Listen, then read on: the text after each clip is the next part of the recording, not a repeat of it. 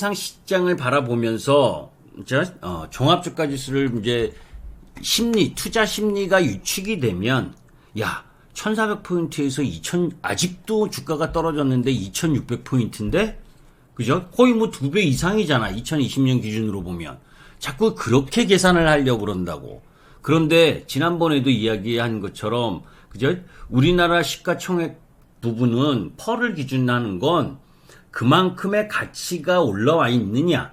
그러니까 종합주가지수가 2020년 3월 19일에 1419포인트. 그때 당시에 주식시장에 안에 놓여져 있는 기업들의 순이익이 얼마였느냐. 그 당시에 2020년 전체적으로 80조였어. 2021년은 182조. 그죠? 그러면 2배 이상 올라왔잖아. 그죠? 순이익이. 그러니까 그 1400, 1500이었었던 지수 때보다 훨씬 높아야 되는 게 정상인 거야. 그런데 2600포인트를 깨고 2500포인트 막 이렇게 이야기하는 건 앞으로 지금 지난번에 여러분들께 보여드린 그 이야기 다시 보지 뭐. 그죠? 요거거든. 이제 역금융 장세에서 이걸 설명을 했잖아요. 그지? 이게 그 영상에도 소개를 했지만 2020년 이렇게 바텀 앤 리커버리, 그래서 금리 인하하고 실적 바텀 아웃돼서, 그래서 어떻게든 코로나19에 의한 경기 부양을 하기 위해서 유동성을 막 쏟아부었었던 때, 요때가 실적이 별로 기업들이 실적이 없었던 때란 말이야. 그죠? 그게 이제 횟수로 보면 2020년. 그죠? 2020년 이 경기 침체, 코로나19가 발생을 하면서 계속해서 금리 인하하고 시중에 유동성을 넣어주려고 돈을 막 풀었었던 부분. 그렇게 하면서 돈이 많이 풀리고 하니까, 그리고 코로나가 점차적으로 확진자 수는 늘었지만, 생각했던 것보다 사람이 죽어나가는 치명률이 그렇게 크지 않고 하면서, 점차적으로 경기 회복을 했었던 흐름 부분. 그러면서 실적이 좋아졌었던 흐름. 저금리의 실적이 증가하니까 주가가 막 올라갔었던 타임. 그게 2021년이야. 그죠? 그러면서 2021년 경기와 연관된 종목 섹터들은 2021년 5월 달부터 이미 포스코, 그죠? 포스코, 이게 철강, 이런 조선, 그죠? 그 경기 민감주들이 그래서 2021년 상반기 4, 5월 달에 고점을 찍은 거예요. 그때 실적에 대한 피크아웃 가능성. 왜? 돈 풀어서 이 경기가 좋아진 부분. 이때 여러분들께 항상 얘기했던 게 있잖아. 코로나 이전에는 경기가 고성장을 했어. 우리나라가? 해외 시장이? 아니. 그죠? 돈 풀어서 경기가 좋아진 거지. 그죠? 돈을 많이 풀었으니까 경기가 좋아진 거지. 그죠? 전체적으로 더 글로벌 시장이 고성장을 계속해서 구사하는 그런 구조의 흐름이 아니란 말이에요. 그러니까 그때부터 2021년에는 경기 민감주가 4월 달에 고점을 찍었고, 반면에 그 2021년은 중간중간 섹터들, 그 풀린 유동성을 가지고 성장한다라고 하는 섹터 부분이 돌림으로 상승을 했었던 거지. 그죠? 2차전지, 소재 라인이라든지, 그리고 효성 첨단 소재도 마찬가지 1월 달에, 작년 1월 달에부터 시세를 냈고, 그리고 효성 TNC도 그때 냈고, 그리고 그 이후에 NFT나 메타버스, 그 이제 한 바퀴 다 돌았어. 그러면서 기업들이 어떤 특정 기업들은 실적이 계속해서 좋아지고 있는 상태, 막바지까지 좋아지고 있는 상태인데, 그 이후 올해 들어서 상황이 바뀌기 시작했다. 뭐가 상황이 바뀌기 시작했냐? 긴축을 어느 정도 하는 상황이라면 이렇게까지 그냥 시장이 많이 떨어지는 흐름 보이진 않아. 왜? 2020년에서 2021년 막대한 자금을 풀었었던 유동성 자금, 그거를 일정 정도 회수하는 정상적인 인플레이션 상황에서 금리 인상을 통한 회수하는 과정이라면 이렇게까지 과격한 시장 조정 흐름이 나타나지 않을 텐데, 거기에 복병이 나타난 거지. 전쟁이라는 변수. 그죠? 전쟁이라는 변수 때문에 다시 공급망이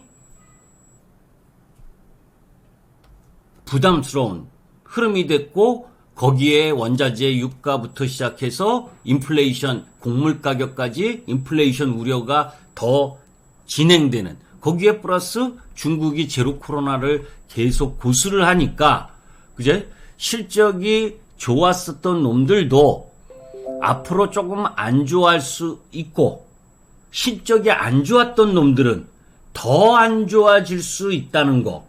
그러니까 실적이 안 좋고 멀티플을 많이 받았던 애들이 뭐해? 다운사이클로 진입하면서 이런 상황이 진행돼서 금리를 어쩔 수 없이 인플레이션 때문에 인상하는 상황 속에서 기업들이 경기 실적이 안 좋게 되고 그런 부분이 악순환이 되면 경기가 후퇴되는 상황, 이런 부분으로 내려갈 것에 대한 과민 반응까지가 지금 진행되고 있는 중이라는 거예요. 그죠? 그러니까 이런 흐름이 진행되니까 실적이 좋았던 놈들도 같이 떨어지게 되는 거고. 그죠? 그러면 이제 시장에 전반적인 변화가 있어야 될 텐데, 이제 변화가 곧 나올 거다. 그러니까 나온다는 건 어떤 이야기냐? 이제, FOMC 회의가 사실 미국 입장으로 항상 여러분께 이야기하는 게 FOMC 회의, 통화정책 회의는 주가를 부양하기 위해서 있는 회의가 아니야. 그죠? 통화정책을 통해서 인플레이션, 물가를 잡고, 그리고 경기를 후퇴시키지 않으려는 게 가장 기본적인 목적이다. 그죠? 그러면 이제 뭐 어제도 연방은행 총재가 0.75bp는 인상하는 건 무리다. 이런 이야기를 자꾸 내비치는 부분이 강화될 거라고. FOMC 회의에서는, 미국 시장 FOMC 회의로 보면 지금 미국 시장의 자산 가격, 주가 급락, 그죠? 이게 얼마나 행복할 가능성이 높다. FOMC 의원들 입장에서는. 왜? 이제 기대 인플레이션을 투자 심리로 확실하게 꺾어놨고, 그죠? 그건 왜 그거 하냐면, 여러분들 잘 생각해 보시죠. 미국에서 가장 중요한 건 임금 인상이야. 그죠? 다른 물가들은, 원자재나 이런 것들은 경기나 이거 연동되고 뭐 이런 전쟁이나 이런 부분들 때문에 단기적으로 더 오르고 하겠지만 결국 경기에 영향을 미쳐. 그죠? 어제 유가가 하락하고 원자재 가격이 하락했던 부분들도 결국 이렇게 가면 경기가 후퇴되는 거 아니냐는 부담 때문이야. 그죠? 그러면 사실 경기가 후퇴되면 유가가, 제가 전쟁 났을 때도 이야기를 했지만 전쟁이 났다고 유가가 끝없이 올라가는 게 아니다. 그죠? 그렇게 되면 유가가 올라가게 되면 수요가 줄어들게 되고, 수요가 줄어들면 경기가 후퇴가 되고, 경기가 후퇴가 되면 원자재 가격 상승도 제한이 걸리는 거하고 똑같은 거야.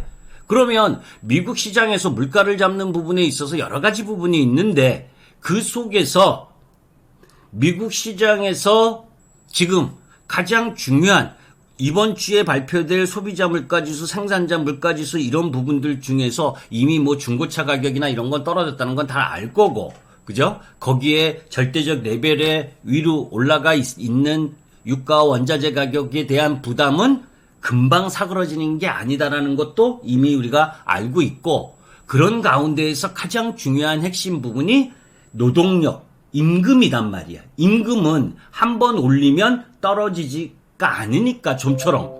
그죠? 그러면 미국 시장에서 임금이 그렇게 오를 수밖에 없었던 요인, 크게 보게 되면 코로나19로 베이비붐 세대 이후에 고령층들이 다 코로나 걸리면 죽는 이것 때문에 퇴직을 했고, 그리고 트럼프 시대부터 시작을 해서 이민자, 저가 노동력을 받지 않는 정책을 계속했으니까 저가 노동력 부분이 부족하다 보니까 임금이 올라오고, 또 하나가 있지. 앉아서 주식 2020년, 21년 하다 보니까, 그죠? 자산이라는 자산은 사기만 하면 올라가고, 한 해 연봉 다 벌 수 있는 부분으로 막 가니까 주식에서 떼돈 버는 그런 환상에 빠져 있으니, 누가 일을 하려고 그래? 그죠? 일 안 해. 그러니까 이번 국면의 미국 시장으로 보게 되면 이번 하락은 저는 기본적으로 FOMC의 의도된 하락이다라고 보는 쪽이고, 그렇게 함으로 인해서 이제 열심히 일하러 복귀하는 분위기가 조성될 거야. 왜? 지금 여러분들 카카오도 고점에서 박살 50%씩 뭐 이렇게 떨어졌지만 미국 시장에 아마존이니 넷플릭스니 그 주식, 큰 주식이 50%, 70%씩 떨어지는 흐름을 보였지? 그 밑에 옆에 조그맣고 그 밈 주식이라고 하는 줌이라든지부터 시작을 해서 그런 주식들은 어마어마하게 떨어졌어.